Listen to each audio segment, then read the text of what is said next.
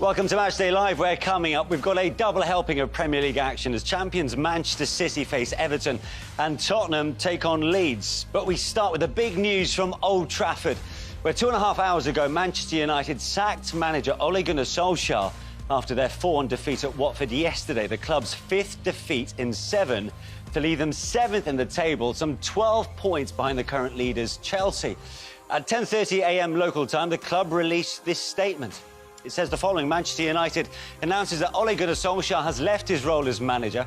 Ole will always be a legend at Manchester United, and it's with regret that we've reached this difficult decision. While the past few weeks have been disappointing, they should not obscure all the work he's done over the past 3 years to rebuild the foundations for long-term success. Ole leaves with our sincerest thanks for his tireless efforts as manager and our very best wishes for the future. His place in the club's history will always be secure, not just for his story as a player, but as a great man and manager who gave us many great moments. He'll forever be welcome back at Old Trafford as part of the Manchester United family. Michael Carrick will now take charge of the team for forthcoming games, while the club looks to appoint an interim manager until the end of the season. I'm delighted to be joined in the studio by Tim Sherwood and Alan Shearer. Gents, only one place to start. And your reaction then, Alan? Ole Solskjaer is no longer at Manchester United. Not surprised, particularly with the current results and performances, more importantly, I think, because of that. I was surprised that he'd lasted this long. But he's not the only problem, I don't think, at Old Trafford. Yeah. I think when you read the statement, I think that sort of sums up where Manchester United are. I agree with what they said in terms of for where he took over the football club to where they ended up last season, getting them to second. There was a huge improvement. But the last couple of months have been a real struggle, and it's been a hard watch looking at them. But I'm amazed they haven't got a plan. When you sack a manager, normally you take time to weigh up your options, to look where the club wants to go, who they want to appoint. There were managers available, i.e. Conte. He would have, I'm sure, been interested in that job. That moved on. So now they put a statement out to say they're putting a caretaker manager in charge who's been part of a problem. Yeah. Then they're going to put an interim manager in until the end of the season. I think it's all very, very messy. Tim, is there an air of inevitability about this news? There is, yeah. I'm with Al. I'm surprised it took so long. I thought after the debacle against Liverpool, the emotion of losing against a huge rival there at Old Trafford, then Man City go to Old Trafford and give them a footballing lesson. They never decided to act then. There was an international break. There was a couple of weeks there to make a decision, and they never did it. So I felt like Ole was untouchable then. I thought, well, it can't get any worse, can it? Until they turned up at Vicarage Road yesterday. And a team who had just been promoted, who are really struggling for some form, have got the new manager in Ranieri themselves, and they get beat dramatically yesterday. From start to finish, they got dominated by a Watford side. And the capitulation towards the end was so bad, so bad. I mean, it was an embarrassing defeat. Now, it was almost inevitable, and afterwards you see Ole walking towards the crowd, and with his hands up, it was almost a resignation in my eyes. I felt it was a really bad look for a manager, because as players look at you as a manager, you're the leader. You have to lead by example, and you have to look like you want to roll your sleeves up and have the fight for the football club. And after that performance, that was me. I couldn't wait to get into that dressing room and start throwing right-handers to my players, because that was an absolute disgrace, what we saw from his players yesterday. I mean, this didn't help. Maguire, look, just gets turned over. Tom Cleverley was outstanding all day, an academy player. Yeah. Josh King, an academy player, also scores against his old side. But that didn't help going down to 10 men. But it wasn't good enough. And the Man United fans, obviously, they told Ole Solskjaer they was of their frustrations after the game. Alan, do you think the players down tools for their manager? Some of them did. Yeah, do you? I do, absolutely. I thought that performance yesterday told everyone that they no longer wanted Ole as manager. And it really hit home when I mean, I see the pain and the hurt that Ole was going through. Then Harry Maguire does what he does and gets the red card. Then Ole taps him and says, thanks very much, when he walks off. Then he's going to say, he's tapping all his players on the back to say, come on. Then he taps, and then you see the Bruno Fernandes, and don't just blame the manager. Well, yeah, I get that. I understand that. It's the players also. But if the players really, really, really wanted Ole to stay as manager, they would have started running around from the first minute. They wouldn't have been bullied. They wouldn't have been losing every single tackle from the first minute like they did against Watford. So when Bruno says it's not just the players, well, you should have done something about that in the 90 minutes beforehand. All right, let's get another perspective on this big news then from Manchester. Owen Hargreaves, formerly of Manchester United, of course, former teammate of Ole Solskjaer's as well. Owen, good to see you. First of all, then, your reaction.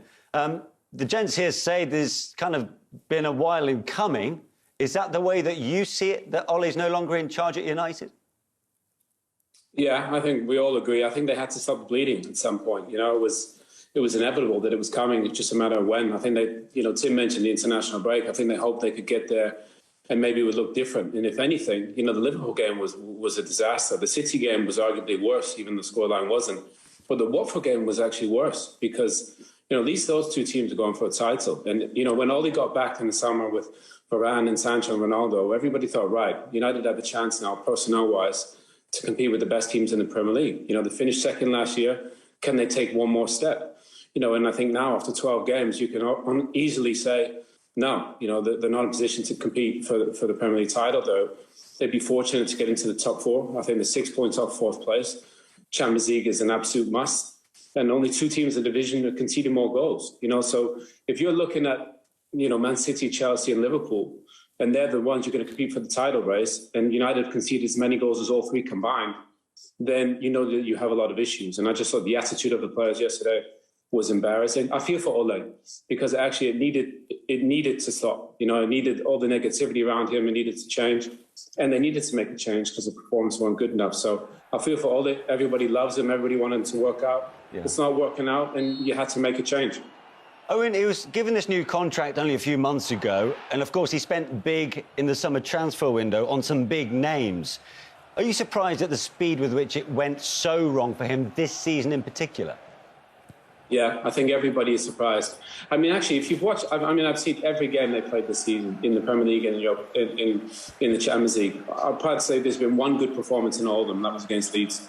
Even the Newcastle game where they won 4-1, Cristiano's first one at Old Trafford, you know, Newcastle had chances in the game, you know, so every game they haven't had control of. They've conceded far too many goals. Only two teams in the division have conceded more. You know, that can't be. You know, that's not a team that we thought was going to be a title contender. So, you know, the fact that it's gone so quickly, I think it's a surprise. But you wonder, you know, I think Al mentioned about that, the whole club and the level of the issues that they have, you know, at the top of the club, the management, you know, obviously all those players, Ole, that they signed, you know, because the balance of the team still doesn't look right. The midfield certainly doesn't look anywhere near right. You know, fullback issue is still something there. So I think the club need to get a structure in place. It's not just about Ole. He did a good job getting to the place that they are, that they actually have a team to compete with the best teams in the division, which they never had for a long time under Van Gaal and Mourinho and under David Moyes. So they need to get some football structure in there. A manager, you know, I'd love to see somebody like Luis Enrique go in there, know what it's like to manage a big football club. Had good success with Spain, managing a Spanish team that isn't at its best, but gets into a semi-final, plays good attacking football. And I think they need to get somebody in terms of recruitment, you know, so that everybody's on the same page. Tottenham just did that after all the issues that they've had. And I think United needs to do that. They need to look at the whole structure of the football club. Ole's going to be the scapegoat for this, but a lot of people that should take the fall as well. Owen, you mentioned the signings that came in the summer there in Varane, Sancho and Ronaldo. With regards to the latter, do you think Ole wanted and needed him? I don't think they were all Ole's from what I've heard. You know, I think obviously it's hard. You can't say no to Cristiano just because he has such an impact. But, you know, all of a sudden the intensity to which they work, does that affect that? I think Varane is an amazing signing. Yeah. I think Jadon actually for the first time in the United shirt looked really good yesterday, playing on the right-hand side, whipping balls in. But if you think about it, I mean, just look at some of the signings there. Harry Maguire, 80 million. You know, the defence, Wan-Bissaka. You know, the amount of goals that United have conceded is absolutely unbelievable considering the money they've spent on that back four. So I think right now they got to get on the same page, Al. You know, and obviously you could. I think it's impossible to say no to Cristiano Ronaldo, especially if he was going to go to Manchester City. But they got to get on the same page. You know, even Van der Beek coming off the bench yesterday, he's played 19 minutes, I think, in the Premier League. All of a sudden, he's the one to save Ole. Second half, he plays absolutely fantastic. Created so many opportunities for United, but he hasn't even had a kick. So they've spent more money than anyone since Ole's been there. Yeah. And after 12 games, you couldn't say they're anywhere near competing for the title. Whereas if you look what Thomas Tuchel's done at Chelsea in that short space, an incredible group of players, won the Champions League, best defence in the Premier League. That's the impact it needs now. Somebody to come in, a master tactician like Klopp, Tuchel, Pep. That's what United need. That's what the club deserves, what the fans deserve. And that's where the board should be looking. Stop looking at these short-term appointments. Go get somebody in that's going to make a huge difference. That's often been talked about, Owen, hasn't it? That outlay, spending more than £400 million under Solskjaer in his 3 years in charge. And they haven't been able to close that gap on their City rivals. How much of a missed opportunity has that been?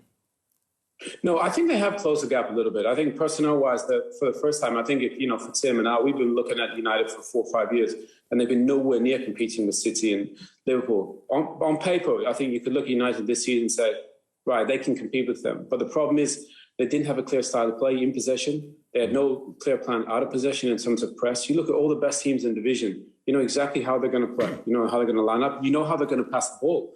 United have no clear idea on how to pass the ball. And I was at both games against City and Liverpool, and the fans turned on the team a little bit in both games when they got so nervous from the fact the way the boys were passing the ball in the back, from De Gea to Maguire to Lindelof and into Wan-Bissaka and to Shaw, and it unsettled the crowd because they could tell the players were nervous. And that can't be. We know how City are going to pass the ball, and Liverpool and Chelsea. United need that structure. They need a coach who's going to come in and go, right, this is how we're going to keep the ball. And when we lose it, we're either going to press high, we're going to drop deep, or we're going to be compact. But we need something. And we saw it in that Watford game. The way the boys just stopped playing, I thought it was a disgrace. You know, we've all been in teams where managers are under pressure. I never played for the managers. I always, I played for my teammates. You play for the shirt, for the fans. The manager, you don't want him to get the sack, but the boys needed to do more yesterday. And I made the point. If they wanted to stay, they would have done more yesterday. So I think they got to get somebody in there that's going to demand that the players put a shift in. There's a philosophy in possession, out of possession. If they do that, I don't think they'll be far away, because I think talent-wise, there's a lot of good pieces of the puzzle there. Yeah. Tim, interesting. Owen clearly has a lot of sympathy for the position that Solskjaer finds himself in. I know you both share that. In some ways, has this coaching experience or lack of top-level coaching experience been exposed by those elite managers around him in the Premier League? Yeah, but them elite managers in the Premier League, a lot of them, Man United, would have the opportunity to go and get. But they want to give Ole an opportunity. Ole can't complain that they haven't given him a chance. They certainly have. 3 and a bit years at the football club and not won a trophy. Who keeps your job at Man United? We've seen other managers in the past lose their job with that sort of record. It's not about winning games, it's about winning pots there at that football club. And where do they turn to now? I think when you look at the statement, the last 3 lines of the statement are damning, in my opinion. We're going to put Michael Carrick in charge. He needed help, Ole Gunnar Solskjaer. If he wasn't good on the training field, he needed help. You've got Kieran McKenna, who's a rookie coach. You've got Michael Carrick, who's a rookie at coaching as well. Obviously a fantastic footballer, we know that. Mike Phelan, who's there, who everyone knows never coached anyway. He was just an observer. Good for the group, but they needed someone who could put the ideas of Ole Gunnar Solskjaer onto the training field and have a playing identity like Owen's talking about, out of possession and in possession. Where do they turn to now? They're going to go to an interim manager, Michael Carrick for the time being, then an interim manager till the end of the season. It's a mess. It's not Manchester United, one of the biggest clubs in the world.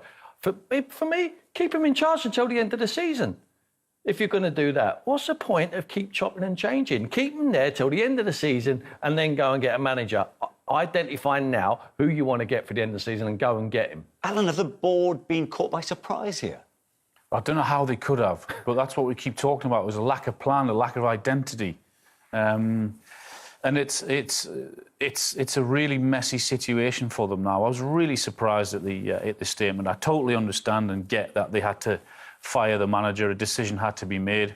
But what I don't get is that they were taken by surprise and it all of a sudden it just happened last night or this morning. Surely they must have been thinking about, when they look at the performances, when they look at results over the past 6 to 8 weeks. They must have been thinking, and so, OK, if we have to, where do we go from here?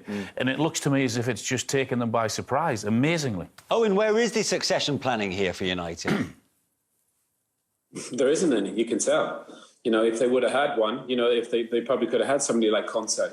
But I just think they need to look for somebody that's got great experience in the game. You know, go back to Frank Lampard did a good job at Chelsea. You know, obviously took over in the transfer embargo, knew the academy with Jody Morris. That worked.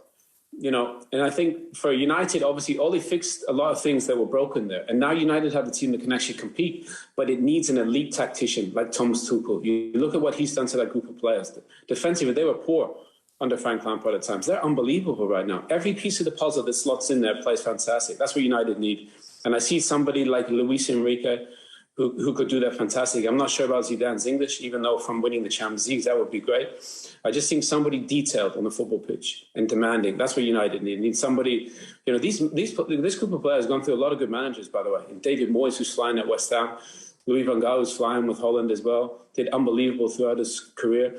And Jose Mourinho. So at some point, they need somebody to come in here, clear plan, clear structure. If you're not on board, get out, go play somewhere else. And I could see somebody like Luis Enrique, who's had success at a club like Barcelona that is incredibly demanding, if not more demanding than Manchester United. Success with Spain, and with the position he's in managing Spain, maybe he has the opportunity to come over right now. Ten Hag, I think that's unrealistic while he's managing Ajax. Zidane, you know, I think it might be a little bit of a pipe dream. So the board, and I'm not sure the board are up to it, need to find somebody like a Thomas Tuchel to come have that impact. Of those on that list, Tim, for you, which one is the right fit? The season. I think he'll win everything there. Is that why you think perhaps they are biding their time until the end of the season to see whether he wins the Champions League with PSG? If he doesn't, then he might be more available. For me, he knows the Premier League. He knows what it's all about. He managed at Tottenham and done a brilliant job to take them where they are. We've only seen since he's left the club what's happened to it. So he gets the best out of individuals. I think with a group of players, what Owen's talking about and what we can see with our own eyes there at Manchester United, they've got talented players. But I think you need a dominant manager, someone who's going to make him run around and want to go and work and get the ball back. You know, it's all right playing when the sun shines and there's no obstacles in the way. They all want to do that. We all wanted to do that. Unfortunately, you come up against obstacles and boundaries, what you need to get through as a footballer, and the tough times. And I don't think they've got enough character for that. And I think Pochettino, he will win now at PSG. He will win the league. He'll go close in the Champions League. And I think possibly his job's done there. Come back to the Premier League and manage a giant club like Manchester United. It's a sad state of affairs when we're talking about trying to get a tune and a shift out of players who are on 300 or 400 grand a week. I mean, it's impossible to even think of that now happens. And that's exactly what happened yesterday at Watford. It's exactly what happened against Liverpool and against, I know they were outclassed, but you cannot go to Watford with their team, what they've got, the position that they're in, and be outfought, and lose every tackle, and it's impossible. So it was inevitable what was going to happen yesterday. But yes, we can talk about Ole Solskjaer and his limitations. The players have to take a long, hard look at themselves in the mirror, because ultimately they have cost the manager the job, because they had an opportunity yesterday to say, we want to keep him in a job. If we're going to get beaten, we're going to get beaten by going down with a fight and winning every tackle. And if it's going to be unlucky, then so be it. None of that happened yesterday. So they got the answer that they wanted, the players. They wanted rid of the manager because their performance told them that. Yeah. What about the timing of this announcement? The fact that they've now got 11 games in the next 40 days... just on the back of a 2-week international break. Well, yeah, that's... They could have made a clean cut, could they not? That's again, when we go back to the lack of planning and the lack of ideas, that if a decision was going to be made, surely that decision should have been made 2 weeks ago. Yeah. Then the new manager coming in could have had time to work with the players, but clearly they didn't think it was going to happen. They didn't even know that they were even thinking about it or in trouble. The rest of the world did, because we were all talking about it. Owen, Michael Carrick in temporary charge. I mean, this is some task now, isn't it? I mean, there's still 26 games left of this Premier League season, and they have to get Champions League football at the end of it. You know what, Manish, we all love Michael Carrick. Amazing guy, great football player. But Tim mentioned, doesn't have any experience as a coach. You know, rumours about Darren Fletcher going there, great football guy. But, you know, it's unfair on those guys to go into Villarreal, who absolutely dominated United at Old Trafford. Villarreal away, Chelsea away, you know, Arsenal. That's not fair. I just don't think the club needs to be better at that in terms of, if you're going to sack Ole, like Tim said, if you don't have a plan, then keep him in there. Because he's got results in moments when they've been under pressure. So for Mike, I hope it goes amazing. It's a great opportunity for him. But the club need to look at themselves, how they put a young manager who's never managed one game in a position to go to an incredibly good team in Villarreal away and then Chelsea away. You know, you think about the managers, they'll be licking their lips. And what can a manager do in a few days and say, you know, try and get the boys, put a bit of shape in there and get a bit of effort, you know, get them to run around. But, you know, for a young coach, I think it's incredibly difficult to go in there. I hope it goes great because we all love Mike and the fans will stick with him. But the club shouldn't be putting a guy in charge, you know, that hasn't really managed a game before. Yeah, fascinatingly put. Owen, thanks very much indeed, former United midfielder Owen Hargreaves. What this move also does do is put the pressure squarely on the shoulders of the players, who have now certainly put themselves in the firing line now, haven't they? Yeah, but if they're playing for the biggest club in the world, they should be under pressure. You know, there's a lot of players who have gone to Manchester United in the past and not been able to crack it because it's too big a club. And I think they have got good players on paper. I think they are massively underachieving. They're not working as a group, first and foremost. You know, it's not about the individuals there. It's not about how many goals Ronaldo can come in and score. Bruno Fernandes, and we saw his numbers have dropped off on his assists and goals this season since Ronaldo's come. Just tells you it's a team full of individuals there. You know, are they defending well enough as a group?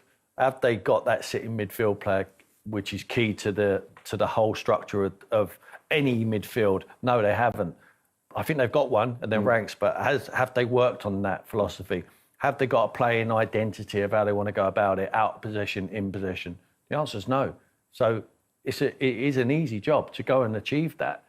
But obviously, Ole made it look very difficult. And having made the tough decision to dispense with the services of Ole Solskjaer, how big is this moment now for the United boardroom? Oh, huge. But it's been like that for a while. They should have known what was coming. They should have had a plan in action ready to go. So, yeah, I keep going back to the statement and how messy it was, and I'm just amazed that they were all taken by surprise by the timing of it. And I think it was the right thing to do in terms of doing it for Ole, because it can't get any worse. You cannot see a performance again as bad as that they put in at Watford, where there was a lack of effort, there was a lack of tackle, there was a lack of fighting. All of those things that should be a basic for any professional footballer, let alone the superstars that Man United have got at their team. So, yeah, they were under pressure as well as the players.